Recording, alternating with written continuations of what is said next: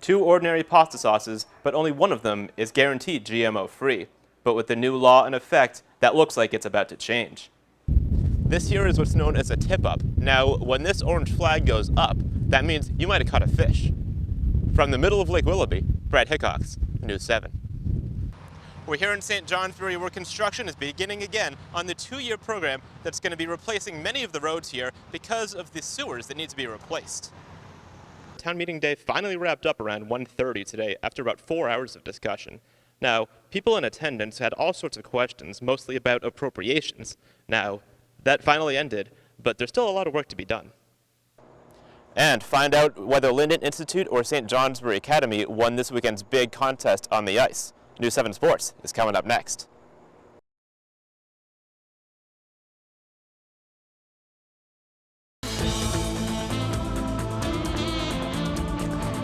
Well, it's not too often that you see a hat trick in a hockey game, and it's even more uncommon to see one player score 3 goals in just one period. But News 7's Brad Hickox and Adam Donnelly have more from Fenton Chester Arena. Trying to prevent his team from dropping 3 straight for the first time this season, Anton Golko took matters into his own hands early on, trying to get his team back at the win column. We've been back and forth. We haven't been under 500 yet. We started out really strong, dropped a few games, came back a few more, and we dropped the last 2. So right now we're still struggling to find our niche. With 3 goals in less than 5 minutes in the first period, Golko did what he could.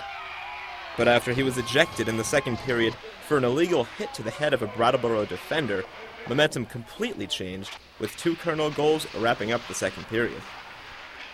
Coach Bob Reardon credits the team's overall balance for their success so far this season. So even after losing Golko in the second, the team still had what it took. We have a really deep team. I have 3 lines, and each line goes really deep, so I don't have really a standout line that I could say is my top line. 5 more goals in the third puts St. Johnsbury back in the winning direction after back-to-back defeats last week, hopefully giving the team something to build off of. We right now are hovering in the 8-9 category, which means we could host a first-round playoff situation. I do think there's reason to believe there are some games that are in front of us that may help us improve our position a little bit, maybe somewhere between 6 and 8. But the kids will go out and play each game and see what that deals them. Brad Hickox, News 7, Lindenville. And a final score of 8-2 moves the Hilltoppers' record on the season to 8-7 with 5 games left in the season. Their next game is Thursday night at 7:45. That's at Mount Mansfield before Saturday's tilt with rival Linden Institute, who also hit the ice on Saturday. And Vermont's Maple Open House Weekend is coming up next weekend, but with these cold temperatures, is it putting a damper on the maple production this year? Brad Hickox has the sweet details. This time last year, many local sugar houses were already producing maple syrup, but this year is a different story. Maple production is a huge part of the economy here in the Northeast Kingdom. But the problem is, like fall foliage, it's completely weather dependent. You need something to thaw things out a little bit. And it needs to be 45 and no wind and sunny. And if we get that, we'll have sap. And if we don't, it'll be a while yet.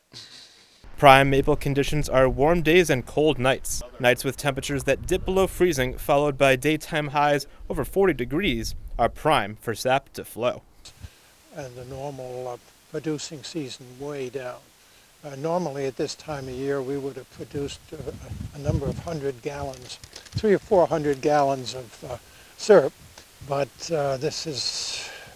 we're all tapped. We have been for 3 weeks, and there isn't even a sign of really sap running in this area of Vermont, the Northeast Kingdom.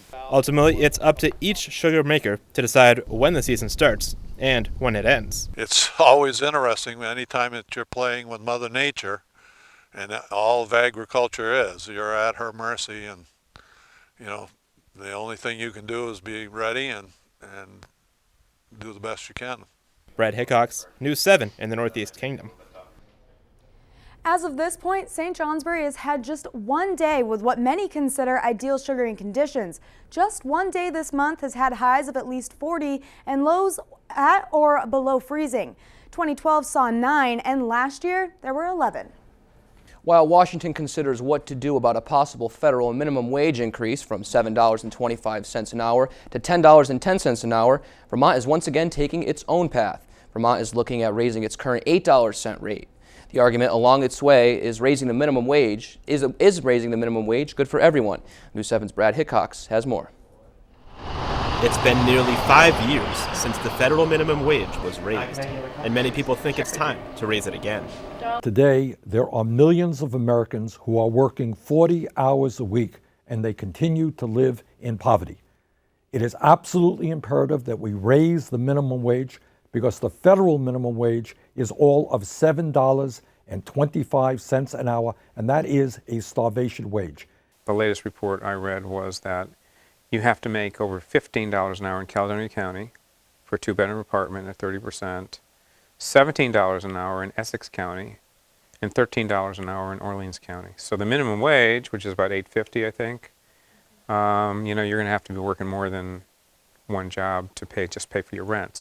Vermont's minimum wage went up to $8.73 last January, and a House-passed bill proposes raising it to $10.10 next January. The Vermont Senate wants to go slower, gradually raising the rate between 40 and 50 cents each year over the next 4 years. Business people say even a small increase could have a large effect on Vermont companies. As an employee, I'm a broke college student, so I would love that, but I also think it'd be really hard for a lot of smaller businesses to keep up with that. $1.25 or $1.50 for one business is a lot for, 8 to 9 employees. That's over $300 a week extra, just based on 2 or 3 employees. So that's thousands and thousands of dollars that they can't otherwise spend to better their own company. No matter what, politically, both in Montpelier and Washington, the question of a $10.10 hour minimum is more about when than if. This is a fight that has to continue. We must raise the minimum wage to a living wage. Brad Hickox, News 7, Lyndonville. House and Senate negotiators sit down this week to hammer out whether Vermont goes to $10 to $10 next January or in 4 years. If a compromise is reached and Governor Shumlin signs the bill into law, Vermont would be the first state in the nation with a scheduled minimum wage over $10. Vermont already has the third highest minimum wage in the country.